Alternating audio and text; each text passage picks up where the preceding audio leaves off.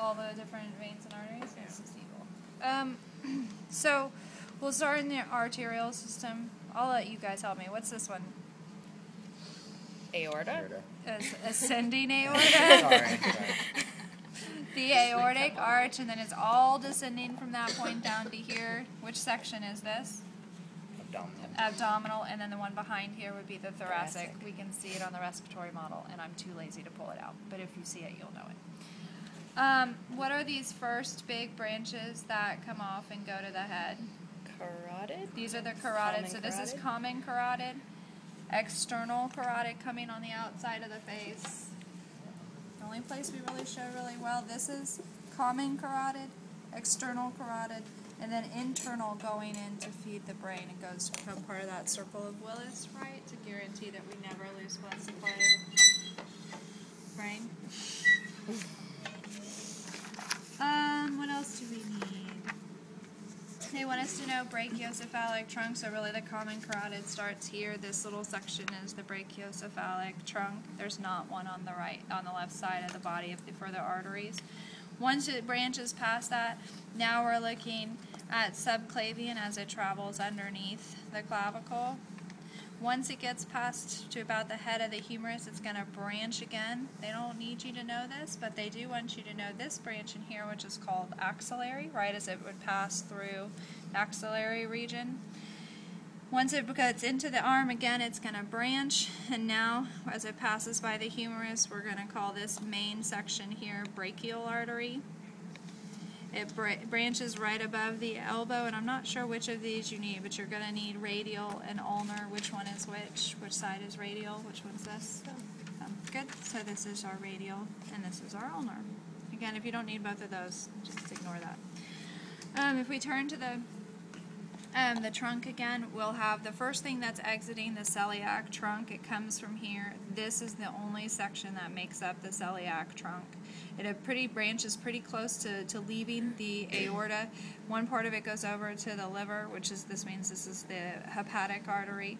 Another branch goes underneath the stomach, back around the stomach, and innervates the spleen. And actually some parts of the stomach, we call that the splenic. And then the left gastric would come in from the left side and go ahead and bring blood to the stomach. Jeez. This is superior mesenteric. This is inferior mesenteric. These are the renal arteries. To see the gonadals, which come out slightly above, this is inferior and superior, and these are the gonadals. There should be one on the other side, which probably is about here. Okay, so these are the gonadal. So I bet you this is supposed to be the superior, and that might be the celiac trunk. We'll ignore those two. And we'll say, we know for sure this is inferior, and these are gonadal, and these are the renal. So you can see those. They want you to be able to find the suprarenals, which would be all the ones supplying the adrenal gland, which used to just be called the suprarenal gland because it sits on top of the kidneys. So you said this one sticking out actually right here is the inferior? Okay. And then that one would be? I believe that they're showing you this is superior and this a celiac trunk, but it's not usually quite that close. Okay. So here it would be the this is superior and that's celiac. And the inferior is this little tail. Oh, okay, gotcha. Okay, good. So then once it branches, we call these the iliacs. These are common iliac, our first branching. It's going to branch again into internal iliac and external iliac. I think you only need external, but check your sheet.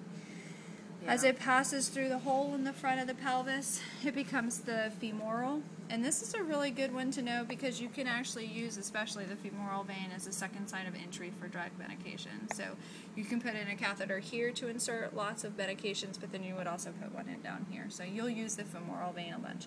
Anyway, and you'll be obviously careful not to nick the femoral artery. Very bad, bleed out very quick.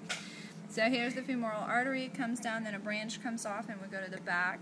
So this is actually beginning of the popliteal, but most people have tag here as popliteal. But we'll go ahead and tag up there. It's going to keep going down and do posterior tibial.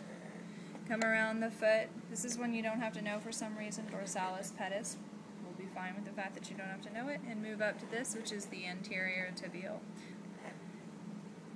I think that might be it. Then we do the venous system.